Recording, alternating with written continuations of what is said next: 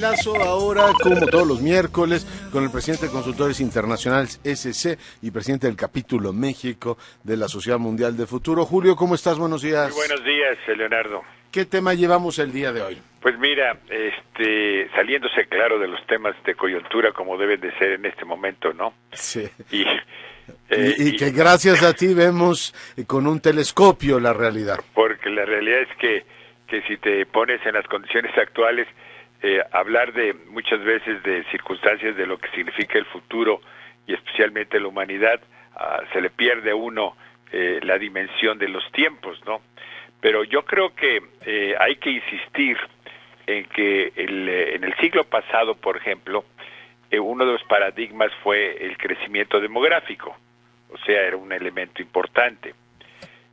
Ahora, básicamente uno de los paradigmas más importantes es el incremento del tiempo de vida de las gentes, lo que es el envejecimiento de la población.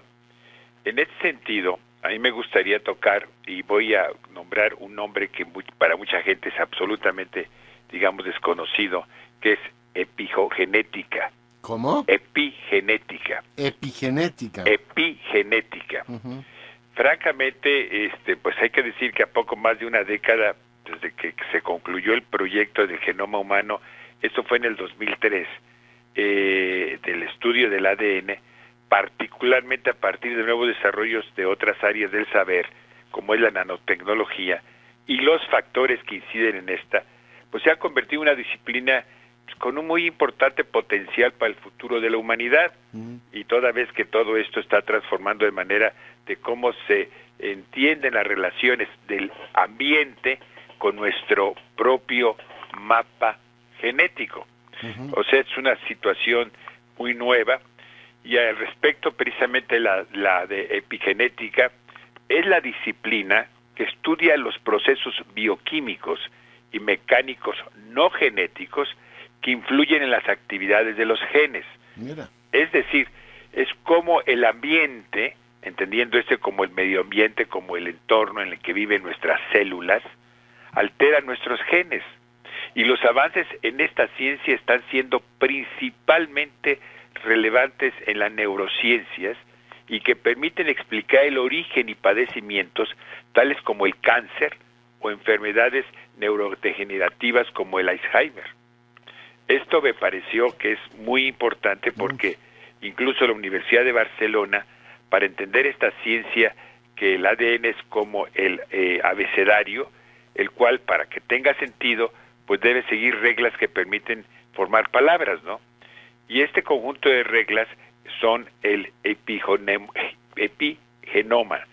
Y la manera en cómo el ambiente influye sobre el mismo es lo que está generando una revolución en cómo entender padecimientos degenerativos e incluso el envejecimiento. O sea, se dedican a estudiar por qué nos enfermamos o por qué nuestra vida, o sea, por qué uno es más saludable o vive más tiempo. Y cómo pues se influye precisamente el ADN de uno con el medio ambiente en que uno vive y cómo se encienden o se apagan, por decirlo de una manera, estos cambios genéticos.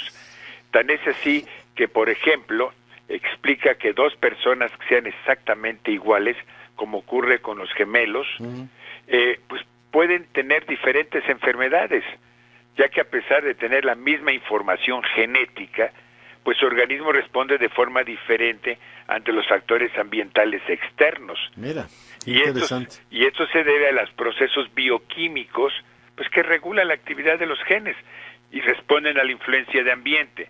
Estos procesos forman una segunda capa de información relacionada con el ADN, o sea, la información epigenética, o sea, hay un cambio.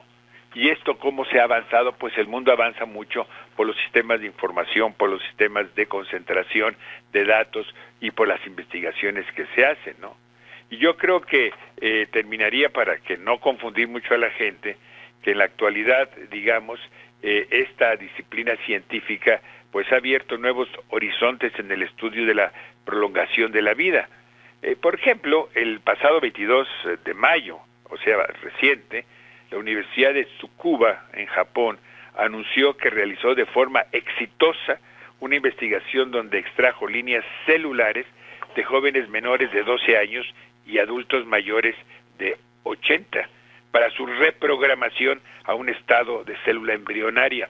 Esto para muchas gentes pues es muy difícil entenderlo, pero significa que sacando los dos tipos de célula es como hacer que la célula del hombre de 80 años pueda transformarse precisamente en una célula de 12. O sea, el cambio es verdaderamente impresionante, ¿no? Yeah. Y yo creo que el hallazgo pues tiene, de hecho, dos líneas de aplicación. Por un lado, en un futuro se podrán desarrollar pruebas para indicar la edad biológica de una persona. O sea, qué edad realmente biológica tiene uno, ¿no? Y por otro, una permitiría la creación de posibles tratamientos de antivejecimiento y aprovechando que el epigenoma puede regularse y modularse. O sea, de este modo se podrían modificar la epigenética para solucionar la mutación de un gen. O sea, son cosas realmente extraordinarias que ante las realidades, las circunstancias que vive uno día a día, le es difícil ver cómo la humanidad se ha venido incrementando de una manera el conocimiento impresionante y está cambiando la estructura mismo de nuestro cuerpo. Yeah. Y de nuestro entorno, y cómo se relaciona eso con Pefín, que no solamente es el tema genético, sino el entorno, la forma en que se relaciona con el entorno, Julio. Así es, y yo creo que esto es muy importante, porque muchas veces dice uno, bueno, el estrés no significa, ¿cómo no? El estrés representa un cambio, puede representar un cambio de un gen. El caso específicamente del Alzheimer es un caso específico, el caso de la parte de la alimentación es otro elemento muy importante. Claro. Entonces, hay que tomar en cuenta que las investigaciones del cuerpo humano caminan muy rápidamente y esto hace que no es que vivas nada más, podrías vivir más, lo importante es que tengas calidad de vida en el proceso de tu envejecimiento. Ya, pues interesantísimo el tema que nos planteas, y no sé si se pusieron de acuerdo, platicaron Enrique de la Madrid y tú, pero ayer nos planteaba, no en el detalle que nos planteas tú ahora, la epigenética, cosa que descubro el día de hoy, sino las posibilidades económicas de la genómica, que tú en algún momento también has explorado, pero digamos, como potencial económico tiene muchísimo, ¿no? Así es, como centro de investigaciones, como centro de negocios, como centro de servicio. El negocio, cuando se habla de negocios, y permíteme un momento para una reflexión, mucha gente dice, es que hay que hacer de esto una empresa, hay que hacer de esto un negocio, como si fuera alguna cosa negativa. No, cualquier actividad económica que se genere es para beneficio de la comunidad. Claro. Si tú tienes un servicio que ofreces, precisamente la comunidad se beneficia. Si tú tienes un producto que ofreces, la comunidad se beneficia. El mercado precisamente es parte de este proceso de mejoramiento social. Y yo creo que es muy importante entender esto y pienso que estos desarrollos tecnológicos tienen impactos económicos. Como decía Miguel, que me decías que era Enrique de la Madrid. Sí, Enrique platicó ayer de eso, ¿no? El vínculo entre todo este desarrollo de la genómica y la economía. Así es. Yo creo que, como decía Enrique, tiene toda la razón. Ya. Pues mi querido Julio, muchas gracias por tu comentario. Te agradezco mucho, muy buen día. ¿Cómo agrega uno cosas? Epigenética, si alguien te dice, tengo una maestría en epigenética, pues es ya una novedad y ya entendimos para qué es interesantísimo todo eso.